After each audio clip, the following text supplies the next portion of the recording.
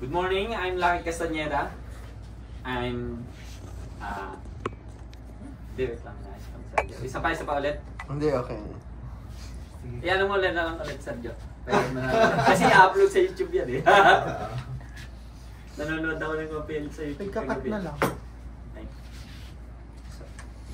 Ready, action! Good morning, everyone. I'm Lucky Castañeda, Liaison Officer of Pinoy Press Corporation. And I'm appointed to discuss. My 1-point lesson is I'm with HR. Bronze alloy. So yun na nga, tinanong ko kanina kung sino familiar. And tama ang sinabi ni HR kasi yun ang unang point natin. So, Pamawi, can you read aloud? What is bronze? Bronze is a metal alloy that primarily contains copper and 12% to 0.5 siguro. tin. Thank you. So, ang bronze daw ay isang metal alloy na contains copper and tin. Sabi na nga ni HR kanina. And ang content ng tin is 12% to 12.5%. So, ito yung copper and ito yung tin. Ito yung ano nila, kakalabasan niya, bronze. Kung nakikita nyo, kung familiar kayo sa periodic table natin, makikita nyo yan. Meron siyang atomic number. Ito yung copper and stannum. Ito yung atomic name niya, stannum, cuprum. So, ito ang magiging kalabasan niya, bronze. So, bakit si bronze walang atomic number? May makapagsabi pa sa akin ba't walang atomic number si bronze? Kasi mixed ito, na siya. mixed, tama. So, Alloy na kasi siya. itong stannum and cuprum is single element lang, diba? Single atom lang. So, itong bronze is ano na siya, product na siya ng dalawang pinagalong element. Metal. So, okay, let's proceed to the next page. Okay, what is copper?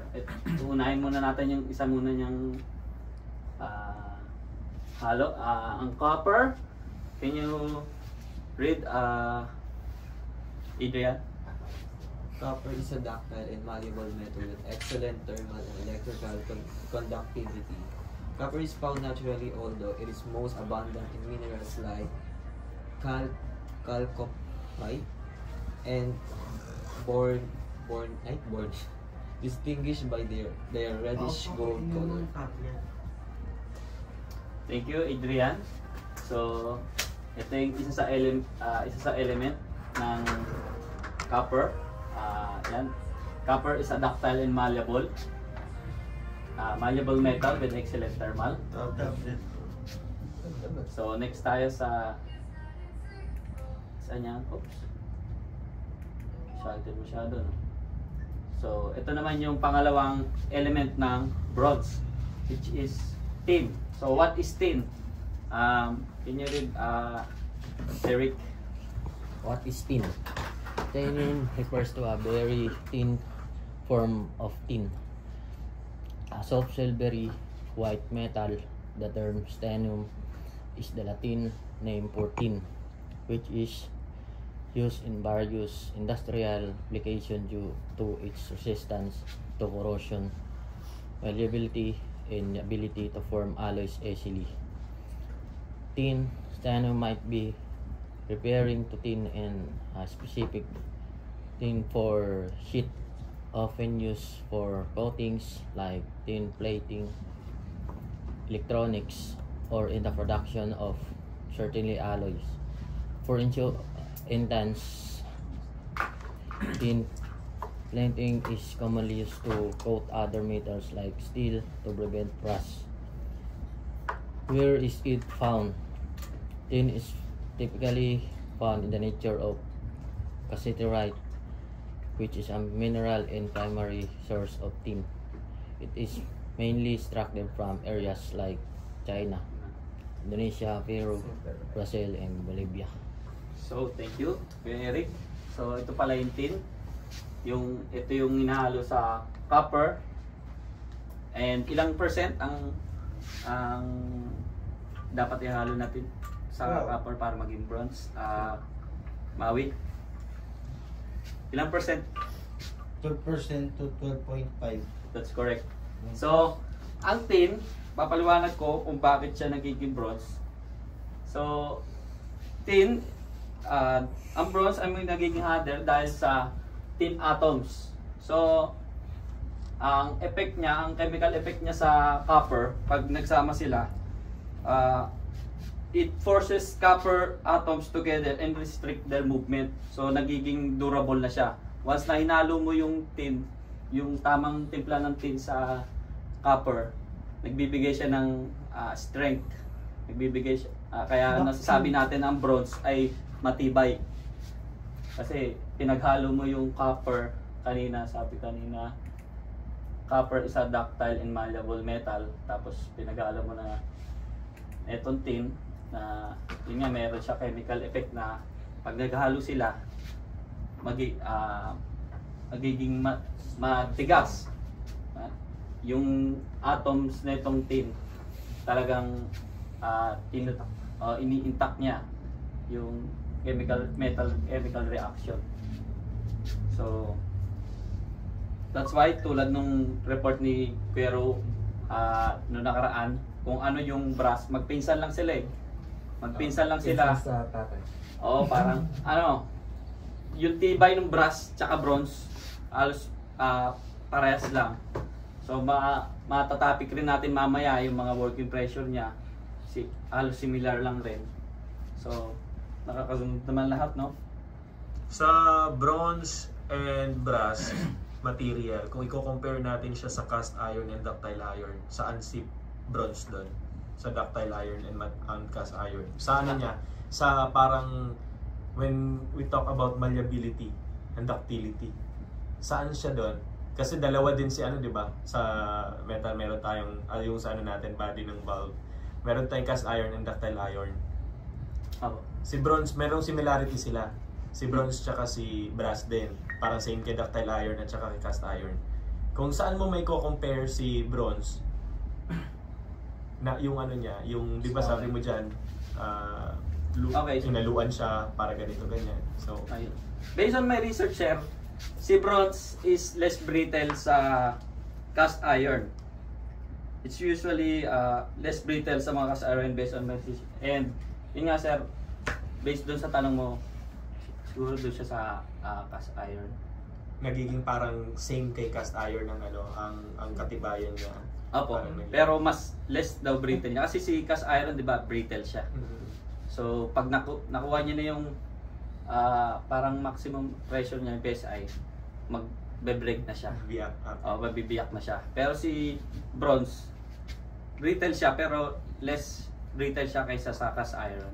Kasi kahit pa paano meron siya component ng copper na may pagka-malleability pa rin. Nice. Okay. Itong palaki na yun. Tina, no? Saan? Sa manipis. Sa manipis na? And stannum refers to a very thin form of a tin. Kaya siya tin. So yun, Yung tin SN red. naman, Hindi, sa soft it came silver from the one. word stano. Parang Okay. stan, steam, stan. Stunning. Stannum, Silver lining. Latin name for tin. Oo. Ano ba yung tin? T-I-N. Tax identification number. Ha? Lata. Lata. Parang lata. Lata nga. Siya sa Tagalog, yung tin. Okay. Sit down, Sir Glenn. Sige. So yun, based rin sa another research ko. Huwag mo i-ano. Huwag mo i-cancel. I-mute mo lang. So, Kaya mo walang sumasagot. Si Tim po, si Tim po, ang elements na tin, Mute mo lang. siya rin Huwag yung mo i-cancel ang call. nagiging dahilan bakit Nagiging cancel ang call. bakit nagiging anti-corrosion Unless kung meron kang auto si message. bronze. Hindi siya basta-basta, 'di ba, kinakalawang. Hindi talaga siya kinakalawang. And sa last discuss natin yung patina. Okay. Si bronze is ano rin siya, hindi rin siya basta-basta kinakapitan ng patina. Dahil nga dito sa Tin. element of tin. Di katulad ng brass, si brass kasi, based doon sa pinag-aralan nila sa OPL, may pagkaano siya aesthetic si brass Pero kung pag-aaralan natin si bronze, mas matibay talaga si bronze. Magbigay ka ng pang-araw-araw na nakikita natin na tin. Tin, sir? Sa Delata po, sir. Resibo. Dilata, okay, tama. So Okay. yun, para makakuha ng iba yun. Yung mga dilata ay sa sardinas, sa corned beef, tin. Okay. So, let's proceed sa the next page. So yan, history of bronze. Ayan, magagaling mga babae dito sa history. Magaling balikan yung mga nakaraan. Magaling humukay. Oo, magaling mo kayo mga archaeologists. So, ito ang history of bronze. Sino ba to? Who discovered bronze? So, meron ba nakakalam dito? May Gcash sa akin. Sino makasagot? Hanggat di ko. Si Bronson. Chara! So, Si Bronson. ba't nagdodoble? So, can you read, Giselle? The ancient Sumerians of Mesopotamia are believed to have discovered bronze around 3,500 BC. They discovered that adding tin to copper created a stronger and sharper metal. So, yun. Ang ancient Sumerians of Mesopotamia daw ang nakadiscover ng bronze around 3,500 BC. And based ulit sa research ko, so ni-research ko ulit to sa history natin. Yun yung namin natagpuan sila sa part ng Mesopotamia. Ang Mesopotamia ngayon sa panahon natin, Iraq. So kinarbon date nila yung mga nakuha nilang bronze and tumugma yan sa 3,500 BC. Pero meron akong na-search na may nakita ngayon na axe sa Siberia. And kinarbon date nila ito, lumabas ito na Anong ibig sabihin ng resulto ng 4,500 BC yung axe na yon. Pero dahil nga undocumented yung mga pangyayari doon sa Siberia, walang nasabing civilization doon ng 4,005 BC. Mas kinikilala pa rin ng Sumerian na nag-discover at nag-innovate ng bronze.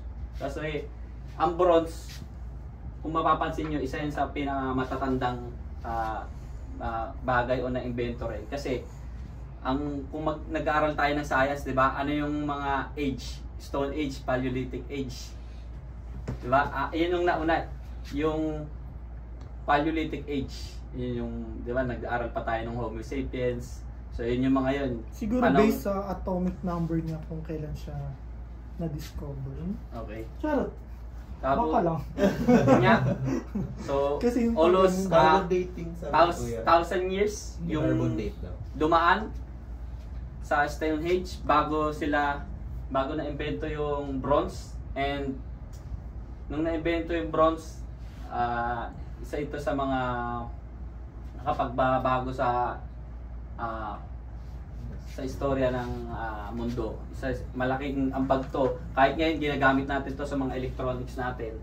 So sa karamihan, ang bronze, nakikita nyo yung story ngayon, Ancient Sumerians ang kinikilalang nakadiscover yan. Tapos in-improve na yan ng Egypt, in-improve na yan ng Babylonian Empire, which is dyan lang rin yan sa Mesopotamia kasi region yung Mesopotamia na yan eh. So sabi ko nga kanina, yung axe na nakuha kanina, na tagpuan sa Siberia, so unang na-discover ang bronze bilang tool or weapon. So, next. Did you know that the Bronze Age Ay, sparked okay. one of the greatest revolutions in human history? Video na tayo. So, sorry. May lalaks ba yung circle? Okay, so let's watch some video story about Sumerian. Tingnan ko kung kaya. Sige nga kaya. Did you know that the Bronze Age sparked one of the greatest revolutions in human history? Solution. Around 3300 BCE, ancient civilizations like Mesopotamia and Egypt discovered how to mix copper and tin, creating bronze. A strong, durable metal that changed the way societies built tools, weapons, and even art. From the rise of city-states in Sumer to the grand temples of Egypt, bronze reshaped everything. This age wasn't just about warfare. It also saw the birth of new trades and crafts that set the foundation for modern industry. Think of today's technology boom, but 5,000 years ago. Fascinated by history? Follow for more insights. Thank you, Sir Glenn.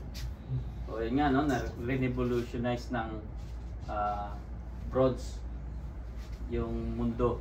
So, as a weapon, as a tool, hanggang sa mga electronics natin, ginagamit yan. And, okay, let's proceed.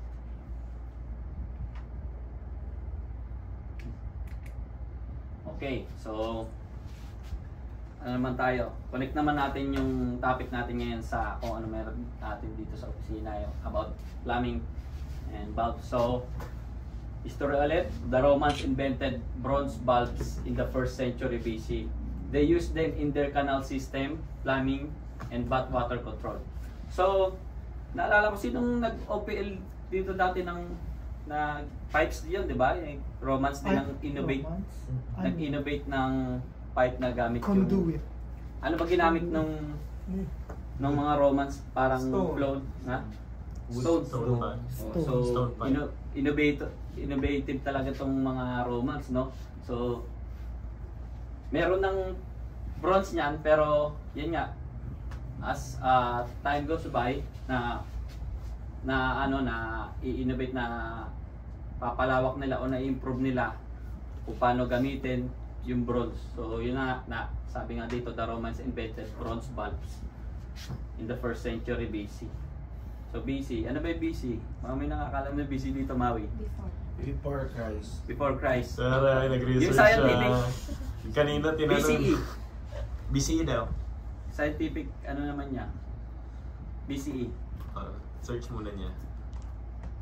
BCE? Anyone? Before? Common? Before Christ, Egypt. Pinag-alwala na. Okay, before Common Era. Ano naman yung ano? BC, AD? Drugs. Duterte. Yung AD lang ha, AD. Sabi ni Maui, favorite niyo ako Hindi, nagre-research siya AD yan. May ano ka ba? Hindi naman ano to. Nagtatanong lang. AD? HD. AD? HD. May alam ka, alam ko, parang may alam ka eh. Sa AD. Ano yung meaning ng AD? Kung may before. Anno Domini, tama. Ano Domini, sorry. Parang after death. After death. Oh, sa ano. Sa English. Sa English. Sikat siya, pero Domini. Di ba Anno Domini? Ano? okay. Sana ibig sabihin ng mga yun? New. Anno Domini tsaka before Christ. Yung before Christ, bago dumating si Jesus Christ.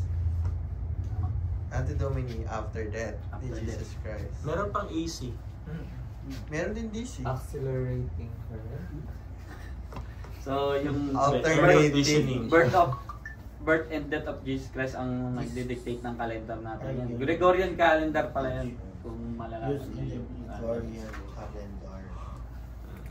So, bro, okay? Pag history, tanongin niyo sila kung magaling siya sa history. Okay, so let's proceed sa next topic natin, bronze alloy material codes. So, tempo. Ba't natudukod pala? Dapat ano lang, isang ano lang. Smooth lang. Okay? Ito yung mga STM codes natin. So, sige. Take time to write muna sa ating mga STM code. Kaya tatanong ko yan mamaya. Wow! Mga question yan. May Gcash yan. Grabe naman. Hirap naman pwede sisurahan parang notes. So yan, STM Kung sa Basic bago, 2 wala naman pala ako specifies dun sa... composition bronze for casting valves, flanges, and fittings. ASTM B139 specifies post for bronze rod, bar, and shapes. ASTM B140 specifies leaded red brass, hardware bronze rod, bar, and shapes. ASTM B148 specifies aluminum bronze sand castings. ASTM B150 specifies aluminum bronze rod, bar, and shapes. ASTM B271 specifies centrifugal cast aluminum bronze. Okay? Okay na lahat? Next ko na ha? So ito, ASTM B62, yung una natin. So, Galing. Exact mismo ang picture na ginamit. So itong ASTM B62, marine hardware such as pump, valves, and fittings exposed to seawater. So yun yung mga usage niya. Industrial application like pumps, bearings, and electrical. Anong industry ang madalas gumagamit ng bronze and fittings? Based on my research, sir, ang isa sa mga gumagamit po niyan is yung mga nasa marine. Kasi po, mataas po yung nito sa salt water and corrosion. Anong word nga ulit yan, sir? Baka sabihin niyo may nilalagpasan ako. Mataas yung resistance niya sa corrosion and corrosion salt resistance. water. So, kung nalalaman ng lahat, ang salt water is mas matapang, Yung mas acid. So bronze is talaga, sabi nga ni Sergio, ito yung ginagamit sa mga marine. Hindi pwede si brass. Kasi si brass is, kung pinag-aralan tayo nakaraan, di ba, kinakapitan siya ng patina. So hindi siya papasa sa mga standards pag ginamit siya sa marine industry. So ang marine pa naman sobrang higpit kung ating malalaman. So next tayo. ASTM B139 specify post for bronze rod, bar, and fasteners and shapes. So yung mga pala natin dyan, mga bolts no? Bronze pala yun. Akala ko brass. oops, wait lang po sir, wala yung notes ko. Yung mga ganyan kulay. Kasi parang medyo malutong yung brass. So yan, phosphor bronze is a copper alloy that contains copper, tin in phosphorus. It's also known as a tin bronze. So ano ba yung phosphor? Bakit? So ang phosphor bronze, meron na siyang 3 elements. Meron ng Phosphorus, copper, tin, and phosphor lang. Phosphor. Bakit ka JJ? Hindi kasi baka masambit ko rin yung phosphorus. Phosphoro. So ano ba phosphoro? Based na sa binasa ko, ano yung effect niya sa bronze pag hinaluan ng phosphor. So hindi ko pala nalagay, sorry. So nandito na yan. Phosphor bronze is a strong and fatigue resistant. So May fatigue. can anyone explain kung ano yung fatigue resistant? Fatigue resistant. Nanginginig. Nanginginig daw yun. Eric?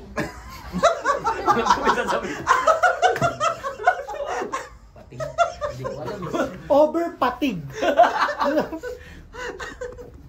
Nasa isip ko, pagod. About Pagod, sa pagod. siyempre, sa pagod. Siguro may Siyempre, pagod. anti-stress. Anti-stress. Okay, connected yan. So, ang anti-fatigue, Stress resistance. fatigue resistant, ito yung bagay na paulit-ulit na ginagawa, pero hindi siya nagbe-breakdown. So, sa stress nga, for short. So, parang mga bushing, bearings, kakabitan ng mga rod dyan, then yung rod ang ikot.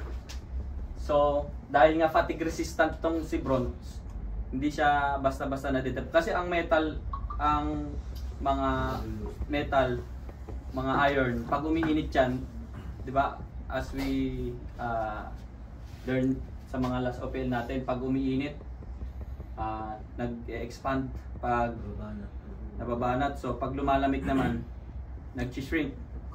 Okay? So, itong si bronze, fatigue resistant siya. Excuse me. So hindi siya basta-basta na be-break or na de-deform. So kaya niyang i-withstand yung stress. Either hot or cold. Kung Okay. ano siya, yun na rin siya. Hindi siya So nagbabalo. ganun katibay si bronze alloy. So next na natin. Yun pala, additional dito sa research ko sa post tagal ko rin sinush yan. Ginagamit rin siya yung sa mga dental bridges daw, sa ngipin. Itong ASTM B139, yung components niya. So, yun lang. Ayan, next step tayo. So, ito naman. Sa ASTM B140, specifies leaded red brass hardware bronze rod, bar, and shapes. So, itong bronze na to, B140 is used in electrical dahil ito isa sa mga good conductor sa electricity dahil sa more leaded elements nito. And sa kung papansin niyo sa mga wirings, sa mga nuts na iron lang, katagalan pag sa battery nung nag-aano siya, nagpuputi-puti. Pero yung mga end ng copper, anong branch, wala siyang mga Bronze. parang ano tawag sa Tik-tik. tik-tik sa battery. So ganun ka resistant kaya ginagamit siya sa tik-tik na mga ulit. electrical wires. Mga electrical Ayun, mga ends. gamit natin sa mga Okay. kuryente. Anong English Copper pala? yun, yung sa kuryente. This ano naman na ano lang ako. Anong English ng copper? Ay anong Tagalog ng copper? Maui. Ay, yung mga kinukuha ng mga construction worker. Ganso. Anong English ng bronze kuya Eric? The English na yun eh. Ay ano Tagalog ng copper? Ay ng bronze. Tansuda. Tanso din tama. Anong English ng brass? Ay ng Tagalog ng brass. Brass? Ano ba tagal? Sukulay. Tanso din. Puro dinugay ko siya puro tanso lang rin lumalabas. Bastang copper, bastang may halong Tama. copper. So yun ha, kaya malita tanso. Basta Tanso ng copper. Tagalog na. Ulit o denote pula. So next tayo. ASTM B148 specifies aluminum, bronze, and sand casting. So mapapansin nyo, itong ASTM B148 ginagamit sa mga bulbs and sa mga bushing. So ano bang pagkakaiba niya sa kanina? Yung B62. May napapansin ba kayo? Color. Color. Parang mas shiny siya, para siyang brass. So ASTM B148, so inaluan siya ng aluminum para maging chrome, shiny finish. So for aesthetic siya based on my research. And itong aluminum So, na to, tatlong elements na siya. ang B148 aesthetic sa glossy and shiny texture niya. So dahil si brass, bawal nga sa salt water, di ba? So ito, pwede pa rin to sa salt water pero mukha na siyang brass. So aesthetic, parang sa based on research sa akin, mas maganda na siya tignan. Kasi di ba si brass, sa explanation ni Vero, parang may aesthetic ano rin ang brass eh, kaya ginagamit siya ng karamihan. Pero kung marine environment, so ito ginagamit rin ng iba. Si B148. Lastly, ito, ASTM B150. Ano pala siya? Bronze. Specifies aluminum, bronze, rod, bar, and shapes. Pero itong si ASTM B150, na search ko, it's a non-sparking alloy which can be used in explosive environments. So there is ideal for petrochemical, mining, and weapon handling industries. It is a flexible nickel aluminum bronze that also boasts excellent wear resistance. Can be easily welded. Okay? So si ASTM B150 pala is non-sparking alloy. So ginagamit siya sa mga barrel, sa mga bala sa mga explosives. Power plants, petrochemical. I believe siyempre sa mga ano rin, nuclear power plant. Kasi ang number one pinaka main point niya is non-sparking alloy siya. So hindi siya delikado. Non-contact sa electricity. Non-contact sa electricity. So yun lang naman. So I think meron pa isa, sorry. Ito may karagdagan pa pala. ASTM B150 is one of the most commonly used American grades of nickel aluminum bronze. Containing around 10% aluminum and 5% nickel and 3% iron.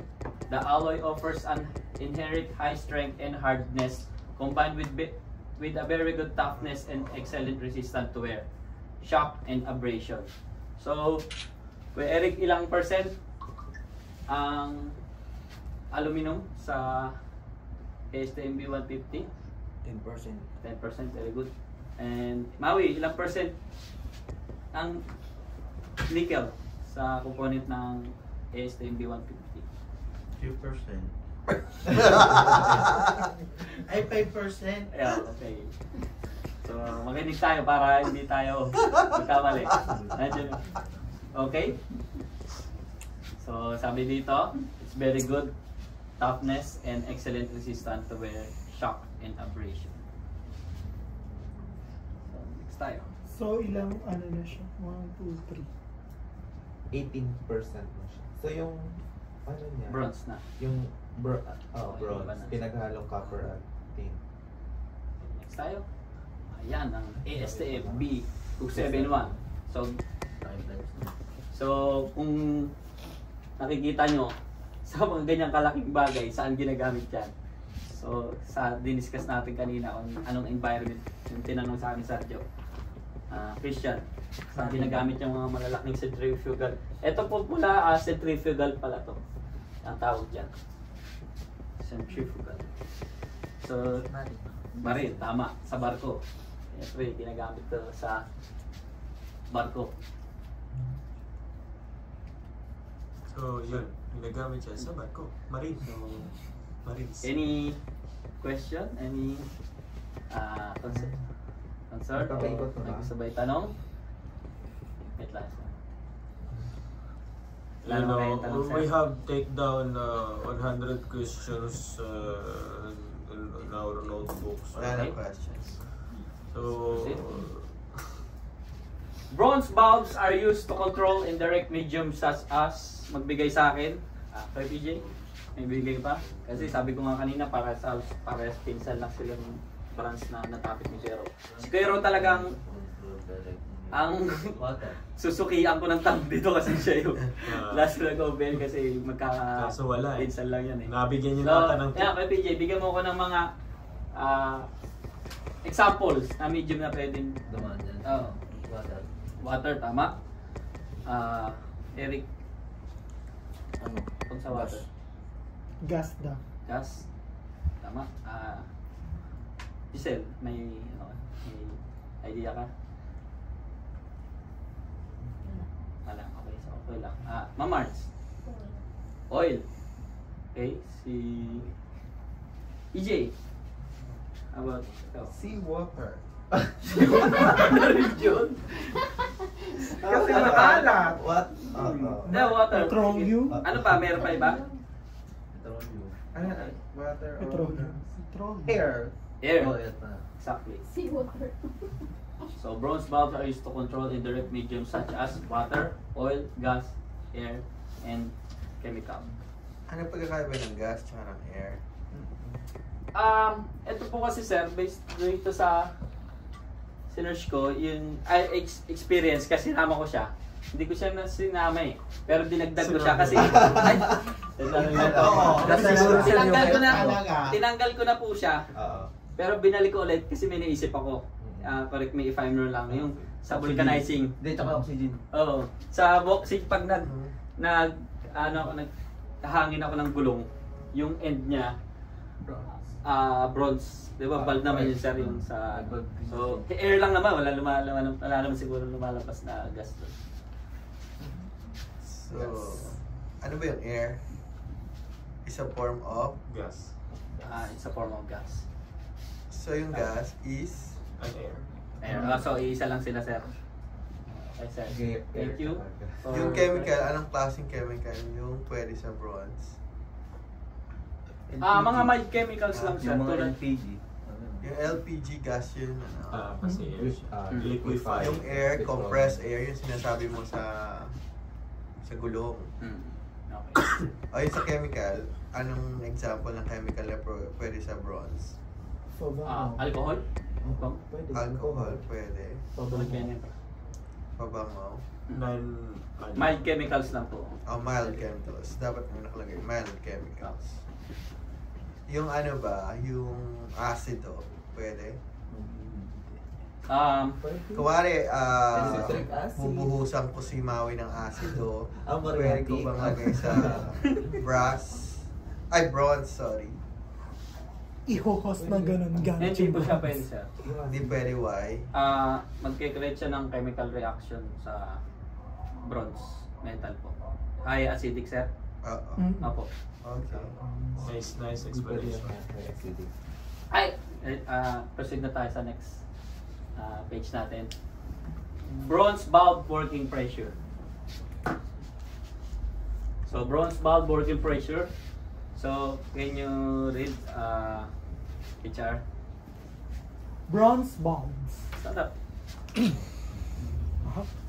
Particularly, those made from alloys like ASTM B62 are typically used in systems that handle water, gas, and steam.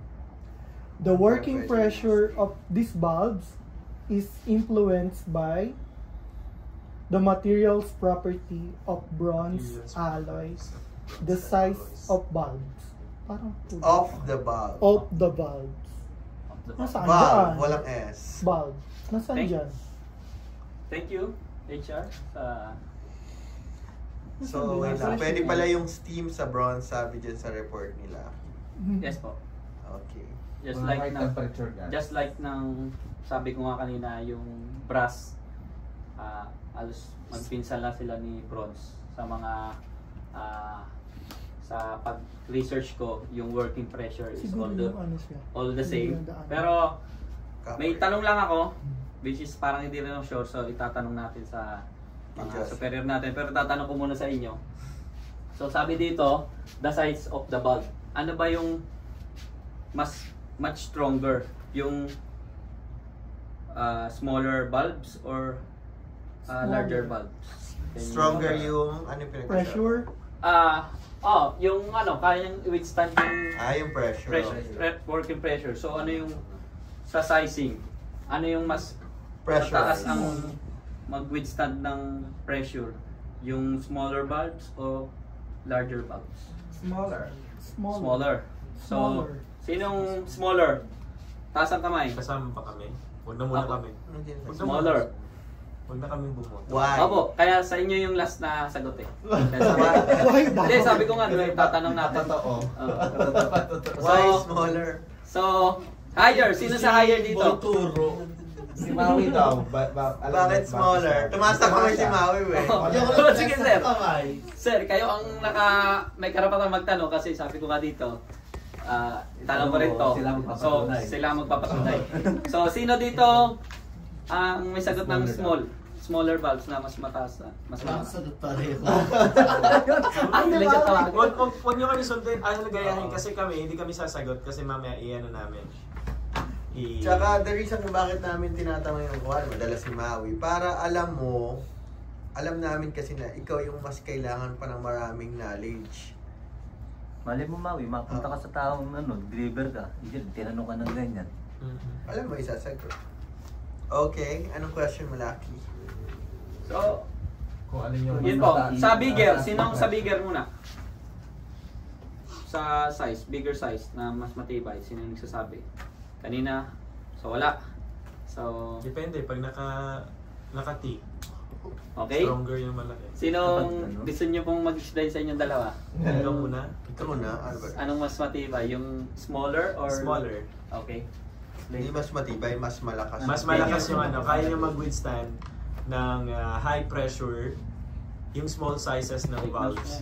Kasi kung napapansin natin, tingnan natin mabuti, yung effect lang ng hose. The more na malaki siya, yung as is lang, nabukas niya, hanggang yung ano niya, yung pressure ng tubig hanggang yan lang, mahina lang. Tapos, nagdepende din kasi sa pumps and syempre sa pipeline. Yung flow, kung ito yung pressure rating ng pump, pag pinaliitan, mas tumataas yung pressure. So, kaya mag-hold doon, kahit pa high pressure yun, kaya mag-hold si small sizes kasi compact din yung design ni small sizes. Talagang kaya nilang i-molde ng talaga, yung talagang parang forge, talagang compress yung small sizes. Unlike sa malalaki, it needs a casting procedure para ma-mold siya. Parang may molde lang siyang ganun. So hindi siya ganun ka-taas ang pressure niya. Saka critical na yun. Kunyari, sabihin natin sa isang malaking valve na 6 inches or 8 inches, tapos more than 1,000 to 500 PSI ang dadaan, hindi na siya advisable kasi kaya nang kumalas yun ng isang buong property dahil pag bumigay yun. So hindi siya advisable. Pag mga high pressure, super high pressure na, like 10,000 PSI, 5,000 PSI, andyan yung mga small sizes kung napapansin natin, yung mga needle valves, merong mga ball valve na yung high pressure. May mga certain valves lang siya na yung mag-hold ng mga high pressurized system. Hindi pwede, for example, small sizes, butterfly valve, high pressure, thousands of PSI, pero butterfly valve na maliit, hindi siya advisable na gano'n.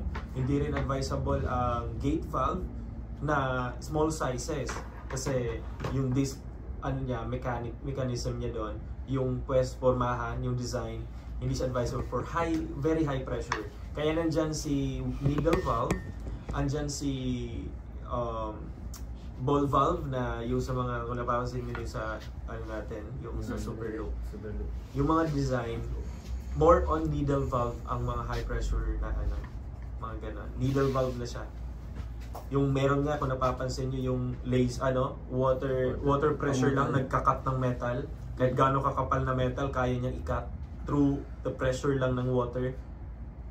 So, isa yon ang ginagamit nila doon. Small size, syempre, small size of valves.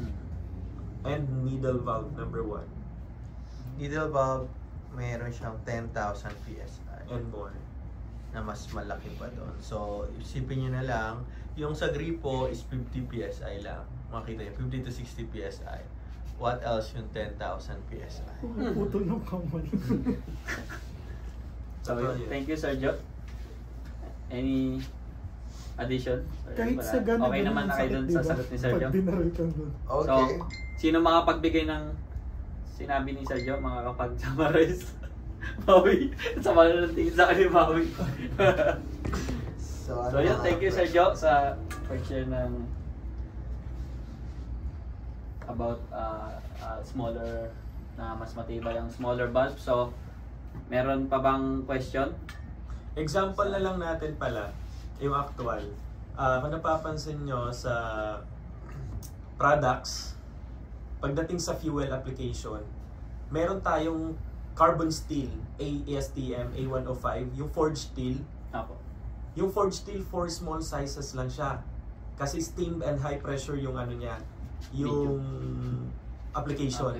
Kaya 2 inches pababa lang siya. May threaded, socket weld, and flange type. Yung forged steel, carbon steel A105, para lang siya sa DDoS pababa.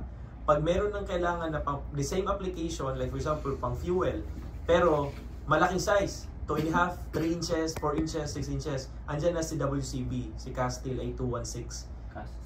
Para i-replace instead of forged, kasi walang forged steel na i-ano nyo yun, tanda nyo yun, walang forged steel na 2.5 or 3 inches pataas kasi hindi na kayang i-forge yun na i-form yung ganong kalaki. ang kaya lang i-forge na, na mga 2 valves inches. is 2 inches below. Below. Meron man, pero hindi siya ganun ano, very rare sa application. Very rare sa industry na gagamit ng 3 inches na forged steel. Walang gumagamit ng ganun. Nasa manufacture na yun, sir. Gawin. Kasi pang high pressure eh. Tapos kung the moment na lalaki ka ng valve, tapos kunyari, 3 inches na pipe or 4 inches, tapos 10,000 PSI ang dumadaan doon. Grabe. Grabe naman. Wala kang pump na ano. Meron naman siguro, pero pwedeng ma-compromise ng libo-libong tao sa isang pag-leak lang. Kasi pag nag-leak lang yun ng konti, diretso yun, sabog. Para siyang ano, alam mo yung LPG, pag once na may leak ng konti, tapos masindihan, diretso sabog. Kasi may konting leak lang, lalaki na yung lalaki, diretso sabog. So, critical siya. Kaya may mga design, may proper design, kaya may engineering tayo sa industry para tingnan at busisiin kung ano yung pwede na gagamitin. So, ano nga yung working pressure ng valve? Mara-report mo ba dyan? Yes, sir. Yun yung hinahanap ko kanina. And di ko siya nilagyan ng bar kasi magtatanong ako kung anong bar. Kasi na-topic na rin ni pero yung 600 PSI bar dyan tsaka yung 150 PSI. So, ito ang general pressure ratings. Can you read it aloud, Christian? General pressure ratings. Water system. Bronze valves typically have a working pressure range of 300 to 600 psi, pounds per square inch, for water application depending on size. Steam pressure ratings. Low pressure steam. Bronze valves are commonly used in low pressure steam application, up to 150 psi. Ayun, thank you, Christian. So, ano yung napansin nyo sa report ni Kero na OPM sa report ko ngayon about working pressure ng bronze and valves? Magkaiba ba sila, kay Eric? Parehas lang. Tama. Bakit parehas lang? Ano? Magpinsan sila. Isa dyan nakalagay sa ano, parehas lang yung 300 to 600 PSI. Okay. So yung steam pressure ba ng bronze and valve, pag dumaan yung steam 150 PSI pa rin ang kayang withstand ng bronze, like sa valve.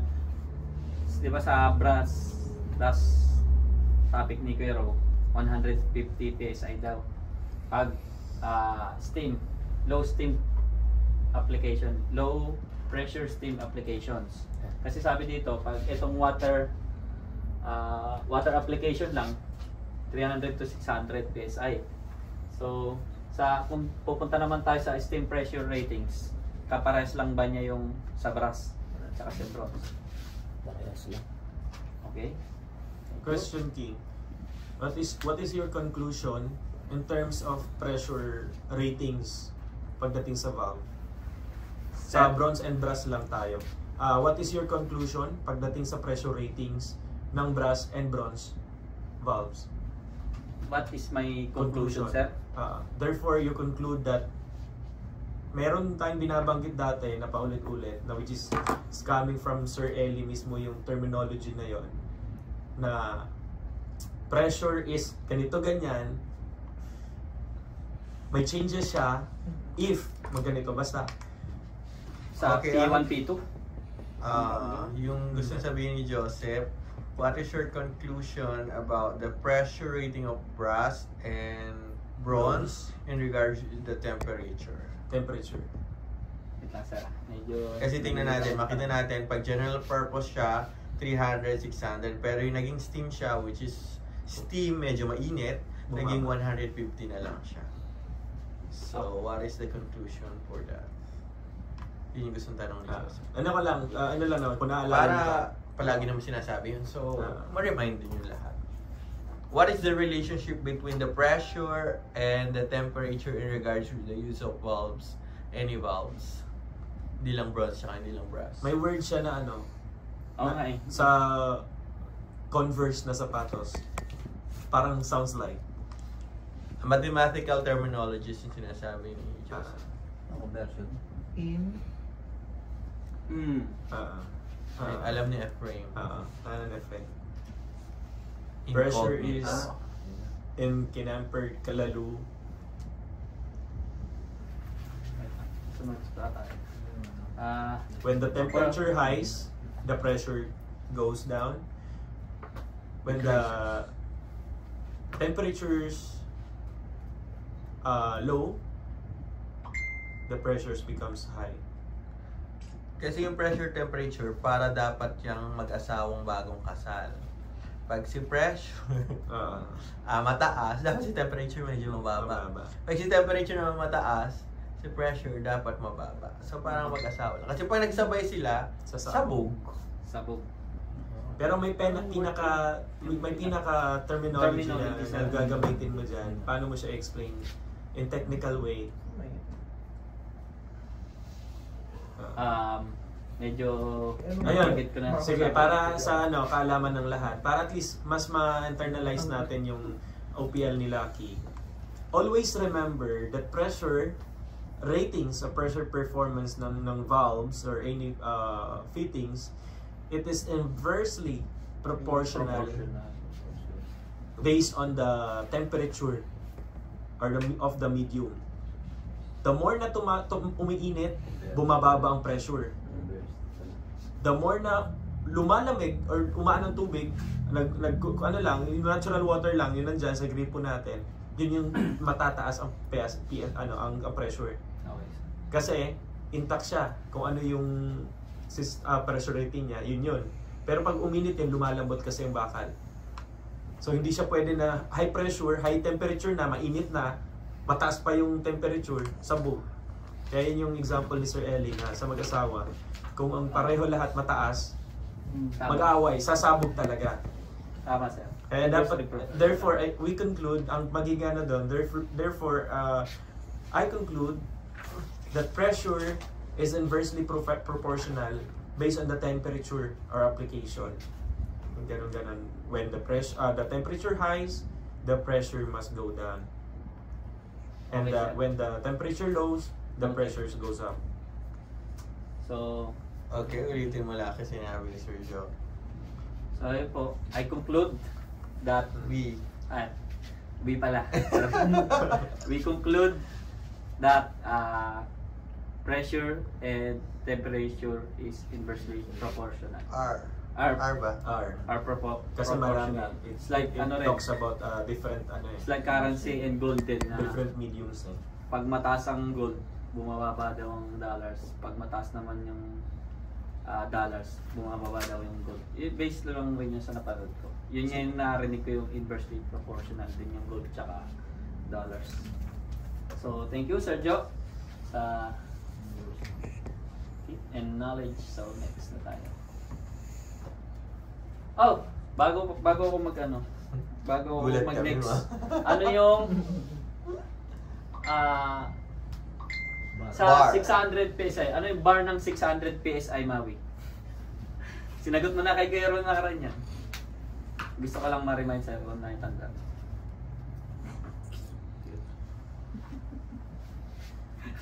Nag-calculate. 41?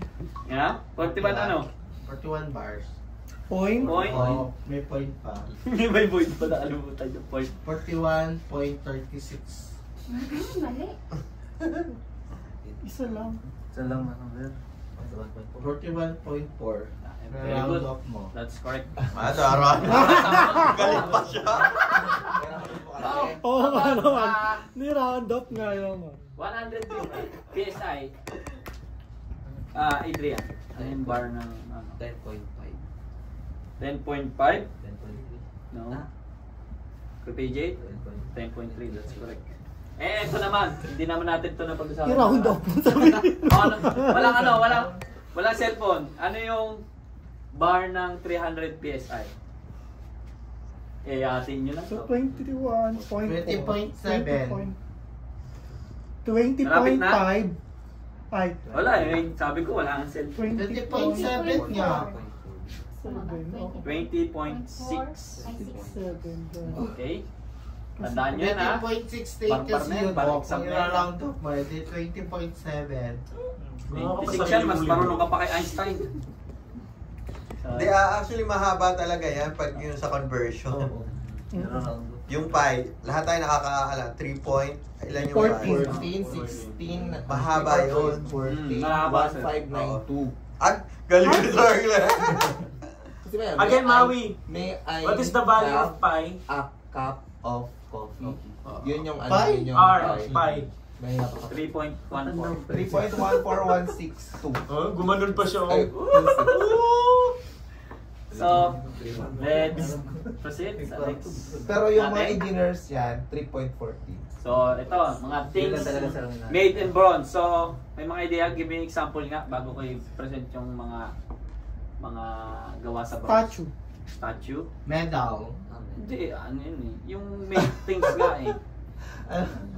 Medal? Medal Meron nga, Medal totoo. meron. Meron. Oh, Bro, hindi, kala ko metal. Yun nga. Metal ba medal? Maglinis ka ng tenga. Magalito. Magalito yung present. Mahal talaga. Okay. Medal. Bronze medalist. Tama naman. So, yan, sculptures. Ay, yung gitara pala. No? Gitara, Yung tatlo? Strings. Yung apat? Bronze. Bell. Yung malalaki, yung ano base. Ano yung logic? Bakit hindi brass yung ginagamit na strings sa guitar? Kasi Sino? Maui yan? Madaling maputol sa... ha? Apo. Madaling maputol pag brass. No. Unlike... Siguro dahil sa ano niya sa Malleability may ano siya sa tunog. Si malleability Hindi. lang ano eh. Dahil siguro sa kanyang pag-stretch. sa sound. Ano? Sa pag-stretch. Nang, i-ano mo siya, i-explain mo siya clearly. Pero nandun ka na sa ano na yan. Dahil isa siyang The ductility kasi yung Pencils. bronze diba sir? Pencils. Intensity strength niya. Kung i-compare kasi natin, guys, kanina sa question, kung i-compare natin si brass and bronze, si ductile iron is si brass. Tapos si cast iron is si bronze. So yung yung principle ni ductile iron, ano siya? Pag high pressure, nauunat. May ductility pa siya. Pag cast iron, automatic biyak. Break. Si bronze nabibiyak, napuputol. Kung ilalagay siya sa guitar string, si brass hindi pwede. Kasi uunat siya, para siyang mag-i-stretch siya. Sa kakakuskus ng ganun, higpit ka ng Tsaka pag higpit. tono, Humahaba, tas yung fine nung ano niya, based doon sa level niya, sa kapal niya dapat, nagbabago. Nagiging useless, di ba? Merong number yan, 1, 2, 3, 4, 5, 6. Ngayon, yung number 6, or sabihin natin number 6, which is yung base yon, malaki yon. Sa katagalan, kakakuskus mo, magiging ka-level na siya ng number 4 na string at number 3 kasi umuunat kung brass na string ang ilalagay. Kaya always bronze ang ginagamit dyan para malutong siya, matibay siya, hindi nagbabago. Kaya ang titingnan natin, yung bronze, sa isang plane, sa isang sheet, like for example ito, brass and bronze, dalawang ganito. Brass and bronze. Si brass, kung papaluin natin, yumuyupi siya, napipipit, tapos nagbe-bend lang siya, or kahit sabihin natin, pupunitin natin, hindi siya basta-bastang napupunit, para siyang may konting pagka-bubble gum. Pero si bronze, pag ginano natin, bali, putol agad siya. Yan yung pagkakaiba nila. Sa anong property ng mga metals yun? Si bronze, ano yung pinapakita niya na property ng metal? Characteristic pala ng metal, Maui. Kapabanggit lang. Sige, huwag na kasi Maui. Ikaw na Joey J, alam mo naman pala eh. Ano? Ano yan?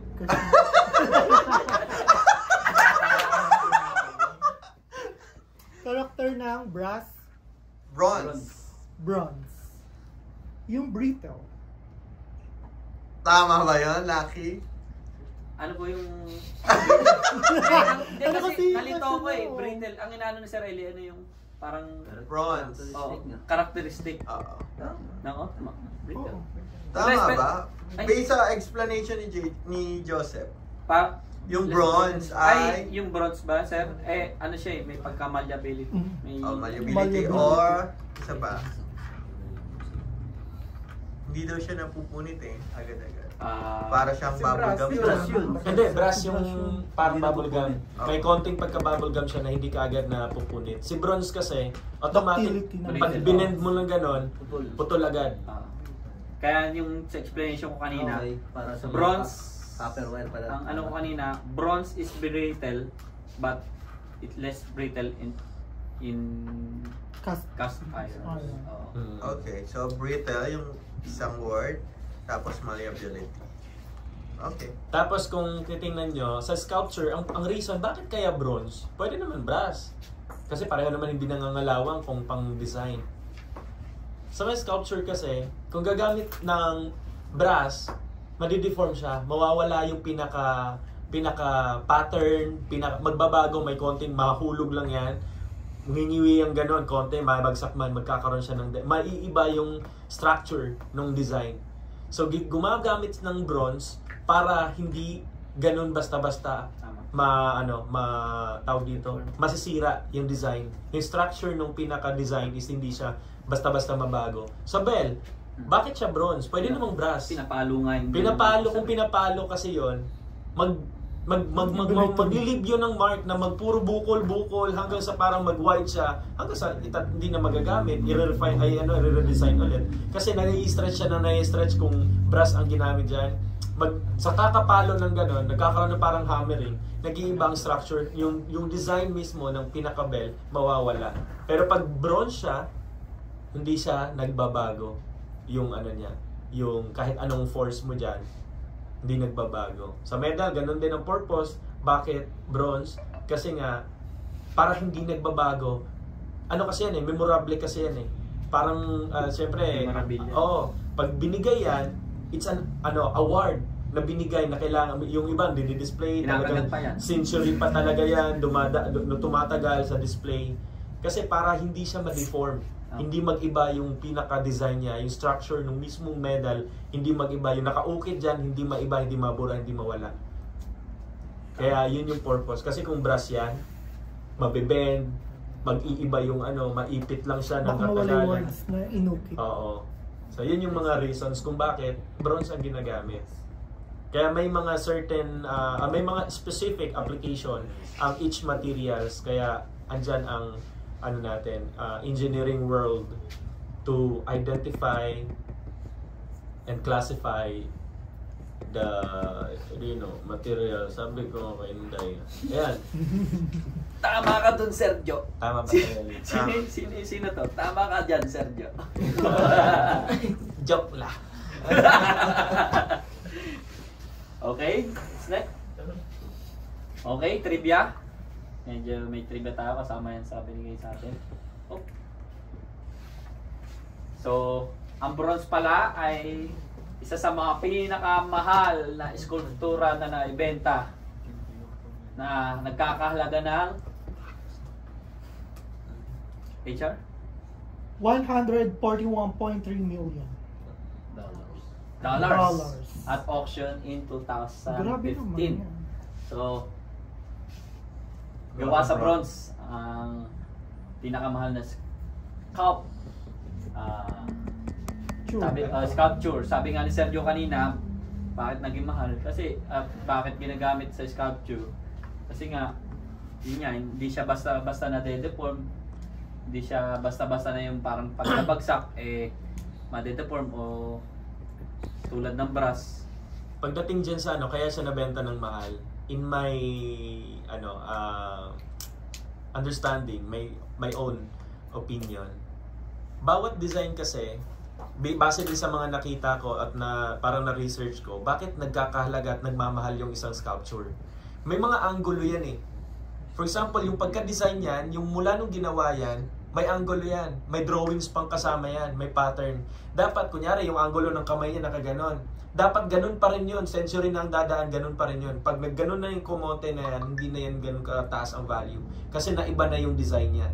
Naiba na yung yan pa rin dapat. Kaya bronze ang ginamit. Kasi the moment na bumagsak yan, or may something na bali yan. Balik ka agad yan. Hindi yan yung gaya sa brass na kaya mong, kunyari, ganyang position, iibahin mo yung kamay, nakaganon. Si brass, magagawa mo kay brass yun magaganon mo si brass. Sa mga bagay ba't siya naging mahal. Kaya yung yung may angulo yan. Sige lang, go ahead. Okay na. Sabi niya nga patapusin natin ang sasalita. Okay na. Okay na ako. So, yun. Tama si Sergio. And syempre, the rest ang nagpa-laki ng value niyan, syempre yung history ng bagay na yan, sino yung gumawa niyan, Sino gumawa? Yung pinaka-details. yung pinaka-details, Tsaka hindi siya si basta-basta Alberto Gaicomet. Parang brass din yun na hindi siya purong brass na buo yung katawan niya, o parang strips Opo. na pinorma niya. Mahirap Parang yun. ganun. Mahirap yun, brass, tapos i-strip mo siya nang hindi napuputol, na hindi nababali. Kaya siya mahal. Kasi mahirap gawin yun. Magagawa mo lang yun sa brass material na parang papaikuti na gano'n at magbe-bend yung mga... Yan, sa malayo nakikita ko parang may strips yung katawan niya na nakadikit. Yung mga ukit-ukit. O-obserbahan kasi talaga yan na makukonclude na Tapos may napakahirap na ginawa. May material test pa yan kung Yung bibili niya. Charot. Subukan nyo nga yan. Tinapos ko I-calculate nga ko sa lang peso. yan eh. Tinapos Bit ko 2 nga lang billion yan. ata yan. Napulot PBJ. pala nila. Nasa magkano yan? 141 million times. 5 billion. Sabi mong round up mo na lang 141 million times 55.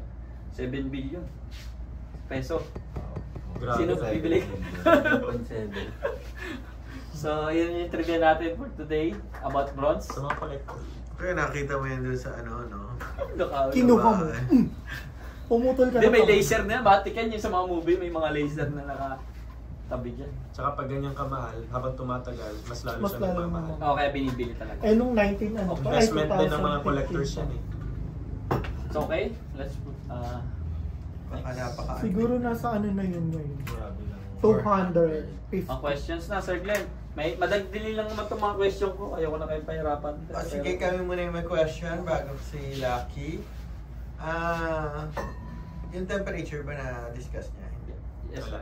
Wala. sa inversely proportional. Inversely proportional lang. Pero yung capacity niya.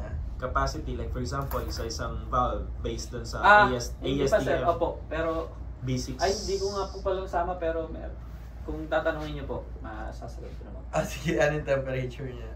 Ang para melting pressure niya po? Possible. Yan, doon pwede mo. 950 degrees Celsius po. Para malusaw mo yung bronze po. 950 degrees Celsius.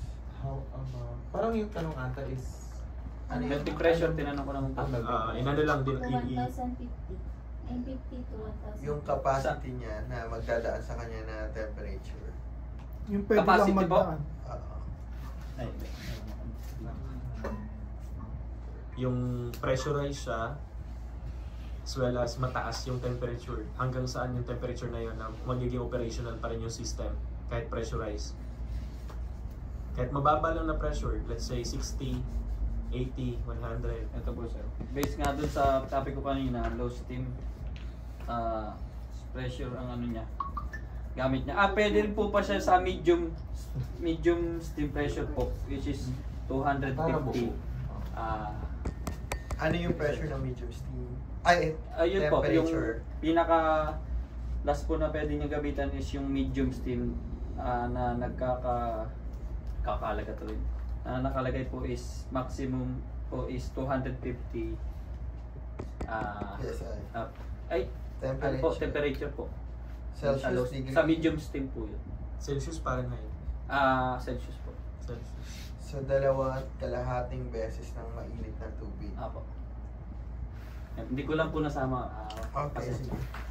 Compare naman sa brass, ano yung mabigat? 500 grams na brass o 500 grams na bronze? Same lang po. Sa molecular weight, alin yung mabigat sa dalawa? Sa mabigat po dalawa? Siyempre, pag parehong 500 grams, magka-equal lang yun. Apo. Ngayon, ano Sa yung mas tingin mabigat? ko. Ano mas mabigat sa dalawa? Bronze or brass? Sa bronze. Why? Brass? Kuya Ro, tama ba? Ano mas mabigat? Tama ka, Sergio. Tama yung rules. Sige, bakit brass or bakit bronze yung mas mabigat? Sa akin, sir, bronze. Sa akin, ano lang, sir? Kung sa explanation, medyo hindi ko pa siya ma-explain. Pero based doon sa experience ko na sa paghawak ng bronze, sa mga products natin. Parang mas nabibigatan ako sa bronze. Okay. Thank you. Yun lang ang kaya kong. Okay. Based sa report mo, ano yung atomic number ng stannum? Number? 50. Okay. It's also called? Tin. From a Latin word? Stannum po. Okay. Binilito lang kita masyado. Nandito naman. Kasi yung nakaraan yung alloy yung ginawa natin na parang tricky question. Yeah. Pero okay naman. Okay naman. Alam mo yung report mo, it seems na you really study your report.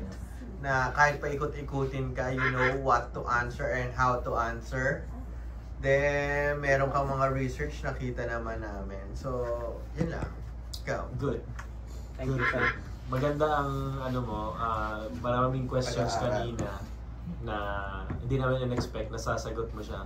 Pero kakagad sagot na tumpak na tumpak. Ibig sabihin lang, pinag-aralan mo yung report mo. Good thing, good sign. Kasi kung may isang tanong kami na paulit-ulit na tanong na ayan na yung sagot na hindi mo pa masagot. Ibig sabihin, actually, 5:30 na ako nakatulog. Hindi mo pinag-aralan. Kaka-search ko dun sa... Magaling. May analytical ano ka. So, sir, pindutin mo na yan. Okay, proceed na dyan. Proceed na po na tayo, sir. Pindutin mo na sinong unang tatanungin natin. Patay. Hala. Unang mamatay. Hala, headshot. Hala, headshot. Frederick? Hala, headshot. Patay. Ay, ito! Ay, suspense naman. Hello! Ay, pindutin ko pa pala, no? Ba't dalawa yung pangalan ko? Alam ko may ano yan eh. Dalawa yung pangalan ko. Hindi, pabalik-balik lang yun. Hindi, dalawa. Magkasunod. Hindi ko sa trabaho. Altan mo lang sa ano. Sa may... Ayan, ikaw tuloy. Tsara. Ay, dun sa... Yan. Hello. Sa question, Eric. What are the two elements Dali of bronze? naman. Dali nga lang, sabi ko sa'yo. Copper and kasi tin. antok na ako kanina. Copper and clover daw. Copper and tin. Ilang percent? Charot. Copper and tin. So, ilang tama? Ilang percent ng tin? 10, ay hindi.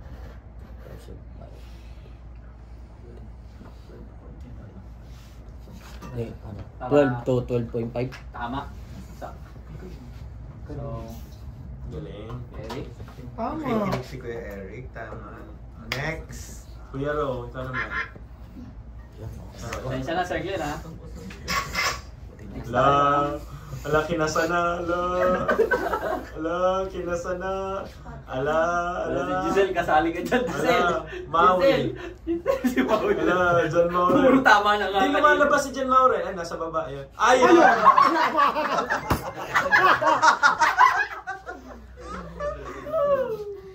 Sino kayo dyan, Maurel? Ikaw. Hindi, Maurel pangalan ko eh. Madali lang yan kasi pangalawan pa nun. Kumukuha ng mga. Ay, walang binanggit. Oy, meron. Anong faction or anong community? Anong dynasty? Anong civilization? At kailan? Civilization at kailan? Ilang BC? 3,500 BC. Hindi, sino? Okay, tama. Sino yung mga yon? Naka-open notes. Bisaya o Sumerian. Sumerian? Mali. O? Sorry. Mesopotamia.